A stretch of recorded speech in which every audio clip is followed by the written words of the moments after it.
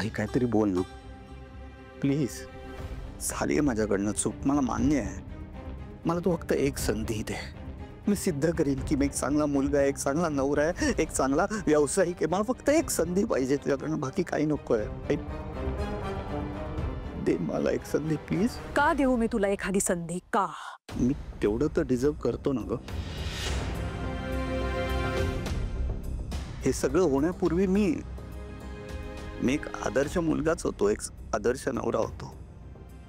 रूपम कॉस्मेटिक्सचं सगळा व्यवहार मी नीट सांभाळला होताच ना ग. ते मी नाकारत नाहीच आहे. तरी सुद्धा तू मला घराबाहेर काढलंस. याचाही विचार नाही केलास की मी कसा राहीन. भिकाऱ्यासारखी अवस्था झाली होती माझी, पण मी सगळं सहन केलं कारण मला माझ्या चुकीची जाणीव झाली होती म्हणून. बाकी काही केलं मी सहन. म्हणून तू जे काही केलंस ते सगळं काही जस्टिफाईड आहे असं वाटतं का तुला? नाही नाही अजिबात नाही. मी चूक केली. I deserve all this thing. मला मान्यच आहे, पण एकदा माफ कर मला.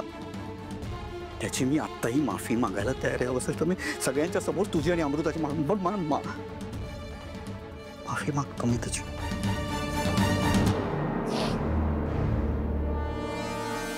राजकुमार, मी आई आहे तुझी. 9 महिने मी तुला माझ्या पोटात ठेवलंय. लहानाचं मोठं मी केलंय तुला. तुझी नस नस ओळखते मी, आणि आता चांगलाच ओळखलाय मी तुला. मला खरं सांग, अमृता आणि सावली जेव्हा तुला बोलवायला आल्या होत्या, तू जिथे कुठे असशील, तू सहज ऐकलं असशील का त्यांचं? काहीच आडेवेडे घेतले नसशील तू? सांग ना, लगेच आलास? माफी मागितलीस का त्यांना सांगितलंस? एस्पेशली अमृताला पाया पड आणि माफी माग नक्की बोलला असशील, हो ना? चेहऱ्यावर वाटत नाहीये. स्वच्छेने मला घरी घेऊन जात आहे.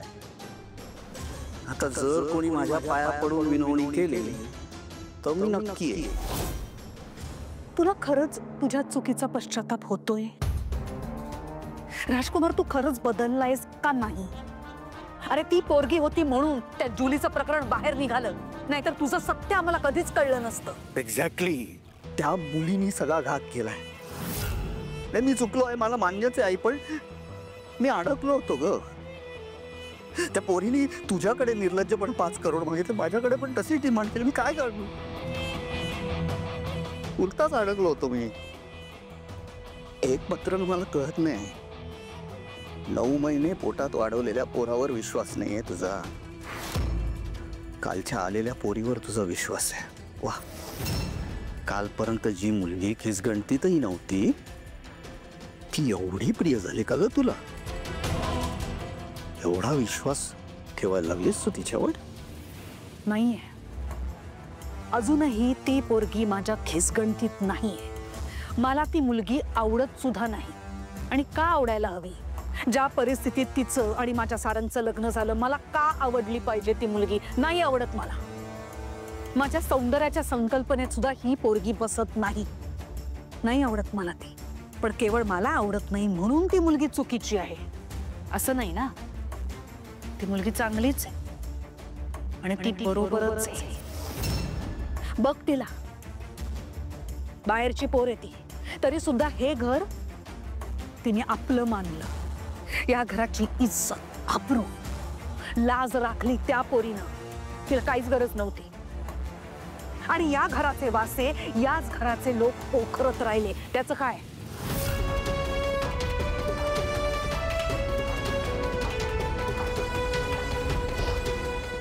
मी काय करू? तू सांग, मी काय करू?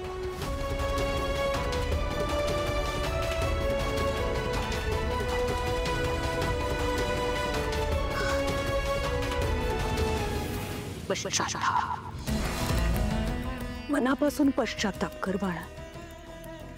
पण जेव्हा मला कळेल की तुला खरंच मनापासून पश्चाताप झालाय, तेव्हा मी तुला माफ करेन. प्रॉमिस.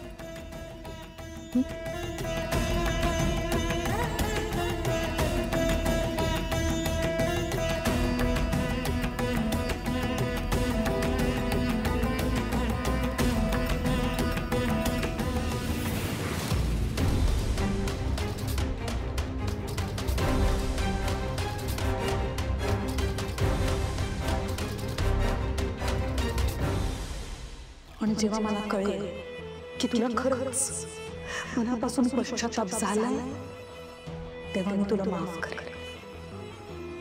आई, तू म्हणालीस ना मनापासून पश्चाताप कर. होतोय मला आज मनापासून पश्चाताप. तिलोत्तमा मेंदळेंच्या पोटी जन्माला आल्याचा. आज तू मला मेंदळेंपासून दूर केलंस ना कायमचं. मग मी पण आज एक शपथ घेतो. हा राजकुमार या मेंदळे परिवाराला रूपम कॉस्मॅटिक्स आणि या घरात कायमचा दूर करेल.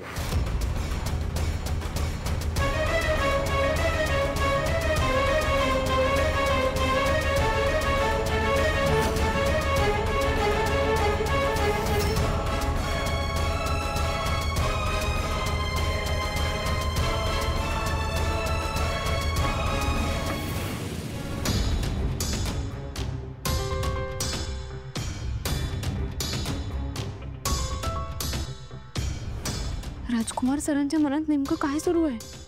काय करणार असतील ते?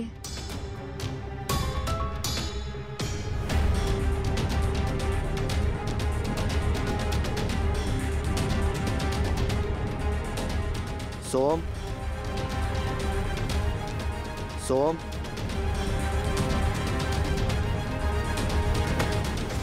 सोहम भाऊजींच्या खोलीत का गेलेत ते?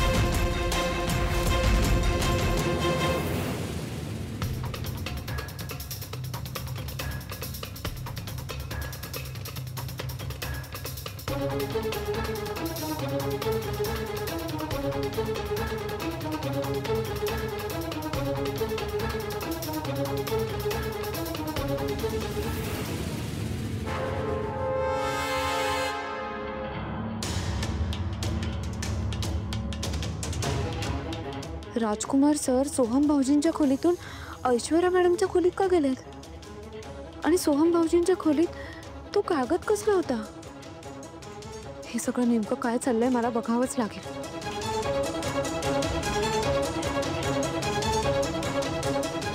आई बोल, काय बोलायचं होतं? राजकुमार आला होता बोलायला माझ्याशी. काय म्हणाला? तेच मला वाईट वाटतंय. रडत होता. कंपनीमध्ये परत घे, बिझनेस मधली पोस्ट परत दे, हेच सगळं. आई, जर तू माझं ऐकशील तर प्लीज, एवढ्या लवकर नाही सारंग, मी इतक्यात त्याला माफच करणार नाहीये.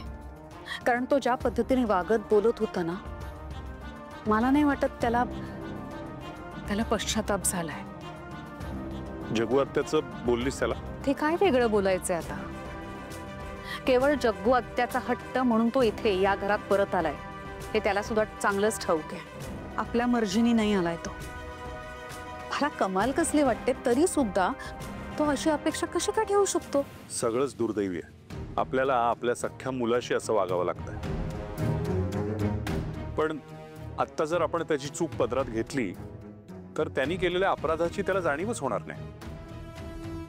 आणि अमृता वहिनी आणि सावली जेव्हा त्याला परत घरी आणायला गेले होते ना, तेव्हा पण नीट वागला नाही तो त्यांच्याशी. म्हणाली मला अमृता, त्यांनीच उलट यांना माफी मागायला लावली. आता जर ह्याला पश्चाताप झाला असता तर हा असं वागणंच शक्य नव्हतं. त्यामुळे सध्या तरी त्याच्यावर विश्वास ठेवू शकत नाही आपण. कोणाच्या विश्वासाची गोष्टी चालल्या असत? आत्या, कंपनीचा एक जुना क्लायंट आहे आत्या. हा, हा. खूप वर्षापासून आपल्या बरोबर काम करतोय. बर. पण इतक्या वर्षानंतर अचानक त्याने आपल्या बरोबर विश्वासघात केला. तेव्हा त्याच्यावर आता पुन्हा विश्वास ठेवायचा की नाही आणि पुन्हा त्याच्याबरोबर काम करायचं की नाही ही चर्चा करत होतो आम्ही. बरं माका सांग चंद्या, ते वकील साहेब येतले ना रे? हा आजी नाही आली ना तर मी घेऊन येतो, म्हणजे गाडी घेऊन जातो आणि त्यांना घेऊन येतो. बबल्या, तू ना राजकुमाराक बोलून आण बघूया. कशाला? आता काय तुका नारळ देव? आणतो ना, लगेच बोलवतो. जा.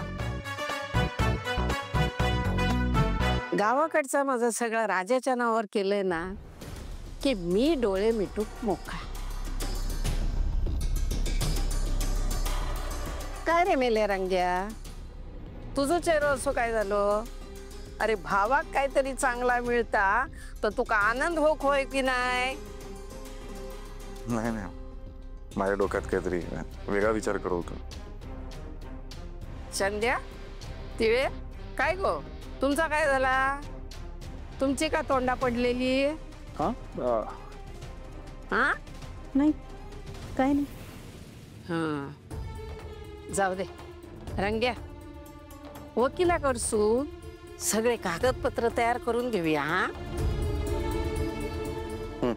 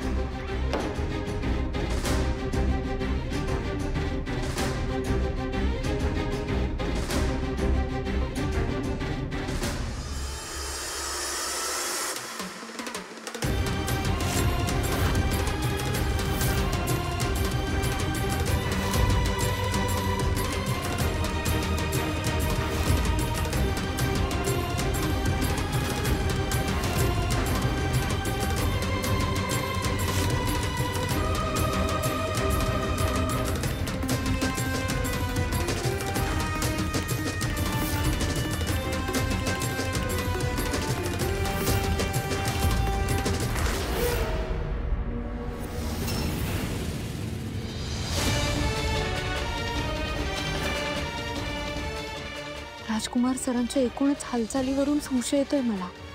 तर माझं मन म्हणतंय राजकुमार सर काहीतरी भयानक करण्याच्या विचारात आहेत.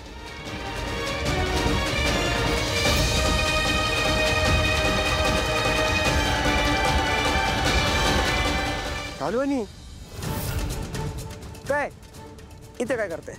ही झाड आहेत ना प्लास्टिकचे? हो, ते पडलं होतं, मी उचलायला आले होते फक्त. ठीक आहे, ते आजीला चहा हवाय, हे पटकन. हो, आलोच.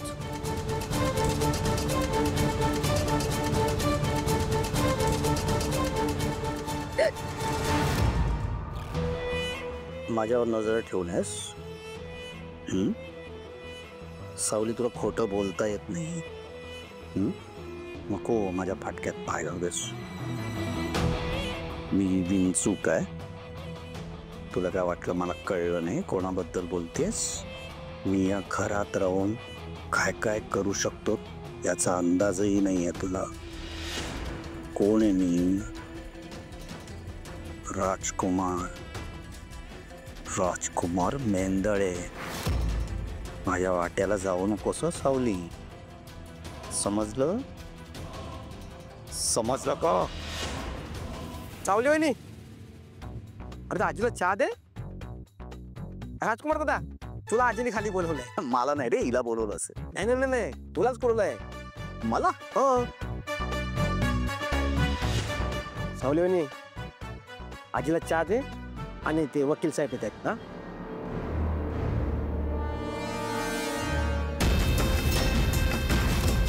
हा, मी पण घेईन चहा.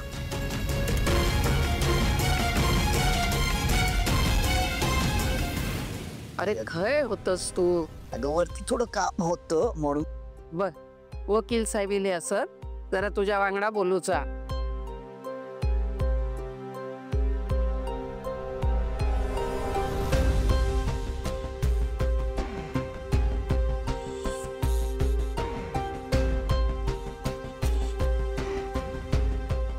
तर वकील साहेब, गावाकडे जा काय माझा असा ना, तर सगळा माका राजाच्या नावावर करूचा असा. त्याच्यासाठी माका काय काय करूचा लागतला ना ते सांगा. आखी माझ्या नावावर? मग हे हो सांगतो. सगळ्यात आधी मला तुमच्या प्रॉपर्टीचे कागद लागतील आणि जोडीने तुमची सही पण लागेल. हा, सगळ्यात महत्त्वाचं म्हणजे तुमच्या पोटच्या मुलांचे ज्यांच्याशी रक्ताचं नातं आहे त्या सगळ्यांचे हक्कसोड पत्र लागतील. आणि हे कागदपत्र तयार केल्यानंतर त्याच्यावर त्यांच्या सह्या पण लागतील. काय झालं आजी? तसलं काय बाबा, पोटची पोरा काय हक्क सोडणत नाही. बरं, मग एक काम करता येईल. आपण तुमच्या नावाचं बिल तयार करू हा चला. आणि मग प्रॉपर्टी ट्रान्सफर करतोय अशा अर्थाचे पेपर बनवून देऊ. एखादी प्रॉपर्टी मालकाच्या मर्जीशिवाय नावावर होत नाही. मग राजकुमार सर नक्की काय करतायत? माझ्या जीवावर हे सगळं सोडतेस तू? हे सगळं माझ्या पत्रात मला जमेल का काय? जमात रे, काळजी करू नको. रक्ताच्या नात्याने परक केलं आणि परक्या नात्याने आपलंच. मग आजी तुझे उपकार कसे रे, आपल्या माणसाचे उपकार असतात काय रे? उगाच आपलं काहीतरी बोलतस. तुका सगळा जमतला. हा माझं राजा. बरं आजी, मी कागदपत्र तयार करतो आणि बाकीचे सोपस्कार आपण नंतर पार पाडू. चला येतो.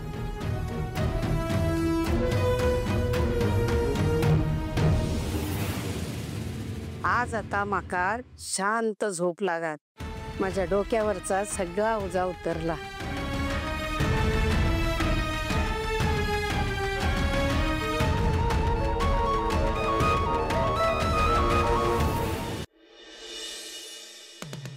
काय गो, काय करतास? हा, झोपला नाहीत अजून दोघी पण? हा, काय चालला काय तुमचा? गुड नाईट आजी, मी झोपते. नाईट? तुझं काय? आणि माझं बिछानो नाही घातलंस? अगो काय या, वाजले किती? या 2 मिनिट.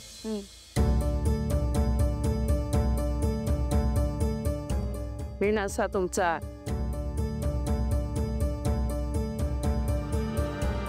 पटापटा घाल लवकर. खूप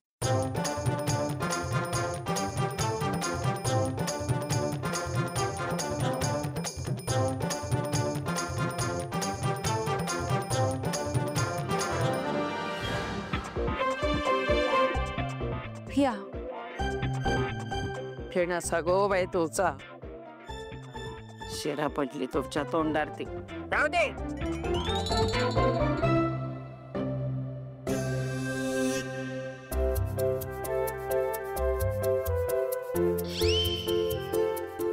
आता काय गेली ही?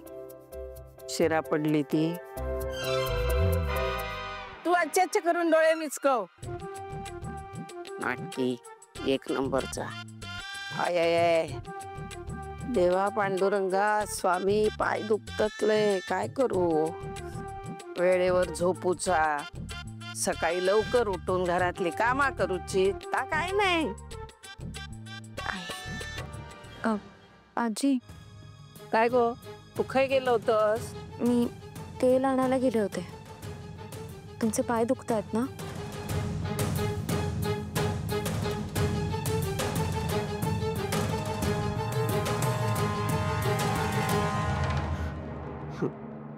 बस खाली बस.